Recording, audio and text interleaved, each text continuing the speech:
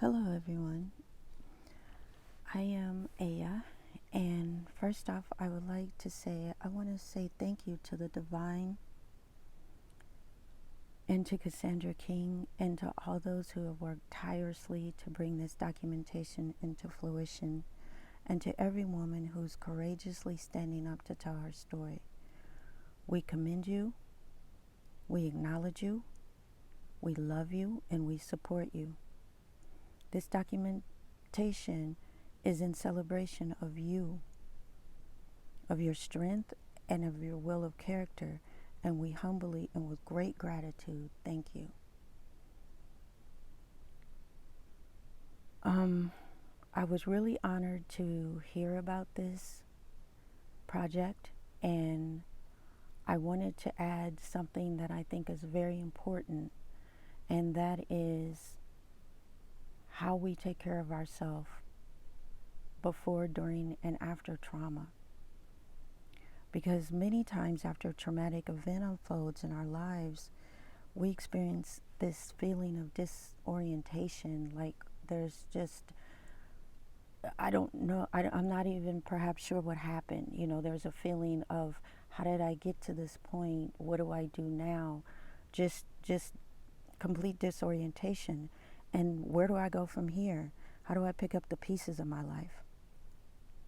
And it seems like that there's a structure for us as far as maybe where to go to get shelter, where to go to get food.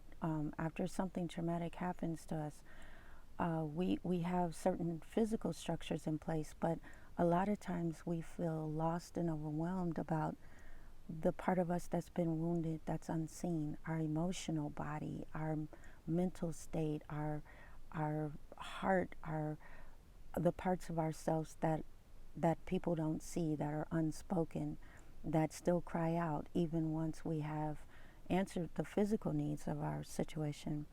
So that's where I wanted to focus on today. And one of the things that I really wanted to address was self-love.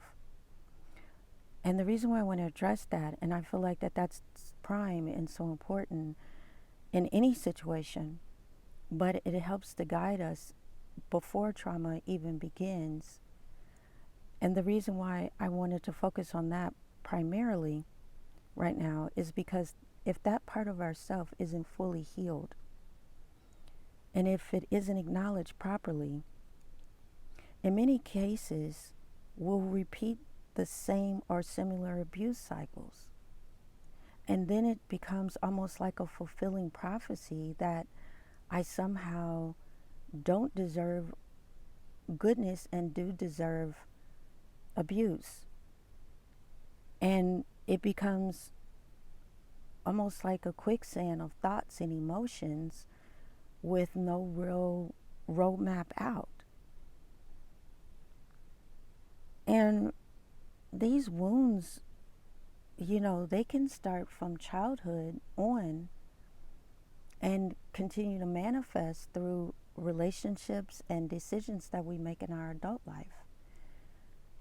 And so that's why I think that this is extremely important, that we address all angles and all avenues of this cycle of abuse, because we can focus and we can easily see, like people would always say when I was a little girl, you can see the bruises and the cuts on the outside, but you can't necessarily identify or see the cuts and the bruises on the inside. And so again, that's where I really wanted to focus today. So I jotted down a few little notes because I wanted to make sure that I go over some certain points. So I'm going to take a second here and look at some of the things that I meditated on that I feel like are some important points for this particular project. And one of the things that I wanted to talk about is, what is self-love? And the dictionary describes self-love as a regard for one's own, and that's a very important, I underline that word, a regard for one's own well-being and happiness. But it's like today, self-love has become either very cliche or is looked at as downright narcissistic. And there's a whole shame involved with feeling the need to self-love. There's a whole energy that's put around you that it's almost like you should be damned if you love yourself first. And what's that about? Okay, so what if I were to tell you that the most important part of your life is your identity with yourself? That's going to decide, that's going to be the root of all the choices that you make. And from the beginning of time, the sages have spoken on self-love, and they've philosophized, and they've written thousands of books over thousands of years. There's been millions of meditations, and yet we still find this to be an issue in our day-to-day lives. Do we have the right to self-love? But self-love is your divine right. It's the first commandment by the divine giver of all life, because you can't have self-preservation without self-love. Why do I say that? Because you will not preserve that you don't love. And so in our community as Black women, we've been encouraged to love and protect and provide unconditionally for everyone but ourselves.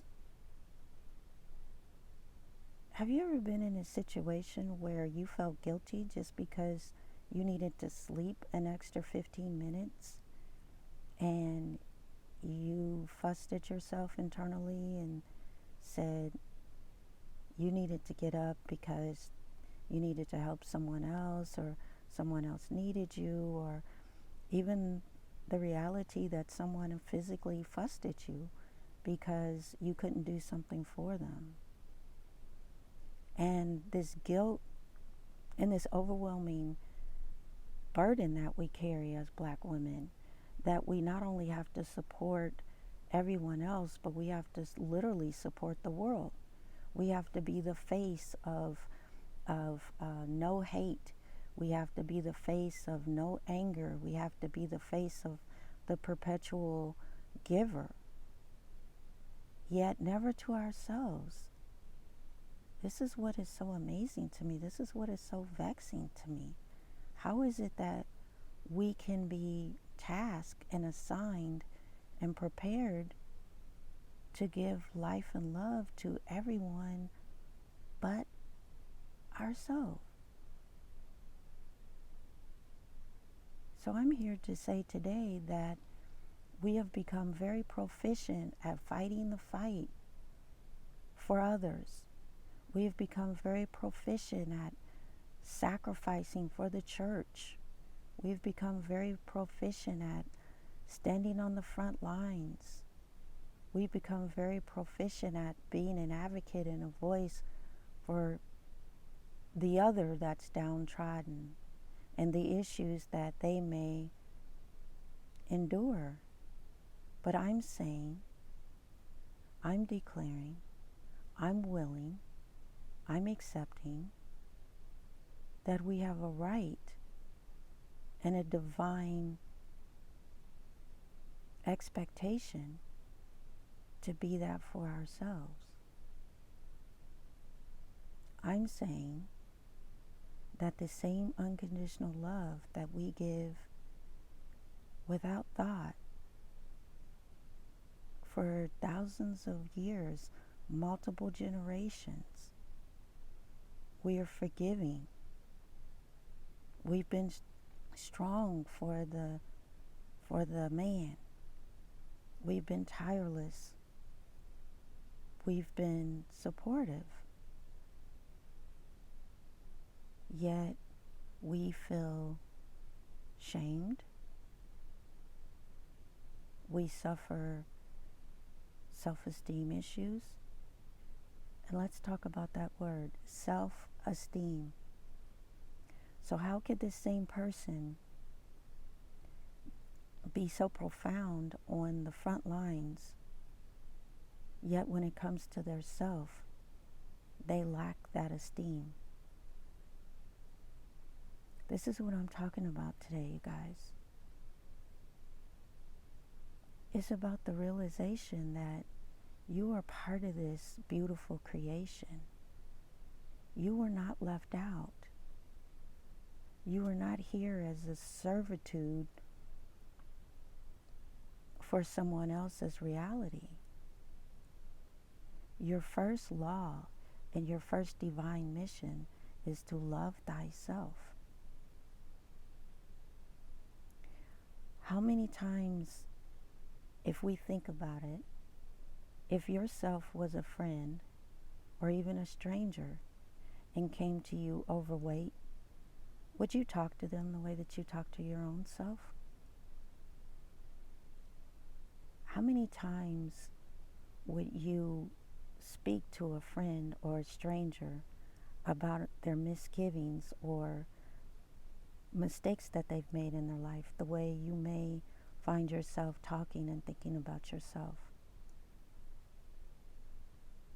And this hasn't happened by default. It's happened by design, because our strength has literally become our weakness. Anytime we don't give to ourselves first, the destruction of our reality is very near. We have to recognize that we are loved and we deserve peace and beauty and tranquility. We deserve to be happy and fulfilled in our lives. We deserve to make choices that allow us to feel peaceful and calm and loving toward ourselves. We deserve and we declare and we award ourselves the right to be just as we are right now today, without the criticism, without the self-hatred, without the downtrodden talking that we do a lot of the times internally. We have a right to make mistakes. We have a right to live and learn. We have a right to flourish and grow. We have a right to exist as nature intended us to exist, as women, as girls. We have a right to cry, and we have a right to love. We have a right to seek the beauty of our own, to go to the depths of our soul and dwell there in harmony and peace with ourselves and with nature and with all that makes us feminine. We have a right to say, this is too much for me. We have a right to eat. We have a right to sleep. We have a right to laugh and love just because we feel like it today. We don't need to explain why. We don't need to condemn. We don't need to protest our right to be. It was already granted. It was already fulfilled in our very being. You are part of this beautiful creation called life. And you have the right to fulfill your own destination. You were not put here to be in perpetual servitude of another, or an idea, or a community, or even a color or a race of your skin. You were put here to experience and explore the depths of your nature, to find out why, to explore how, to become that, to express and produce and glorify your life as a unique expression of the divine. You are divine feminine energy, not to be abused, not to be sexually, emotionally, traumatically manipulated, but to be a beautiful expression of the creative power within you, the life-giving force within you, the love that you have shown this world, Black woman, the unconditionalness of your very being. You have nursed those before you nursed yourself. You have shown love to those when you were yet wounded. It is time for you to nest in your own femininity, to nurture yourself with love and compassion and beauty and honor. You have a right to love yourself. It is the first commandment of the divine Mother Feminine. Self-preservation. We cannot preserve what we do not love. We will not preserve what we do not love. So who cares if you're overweight?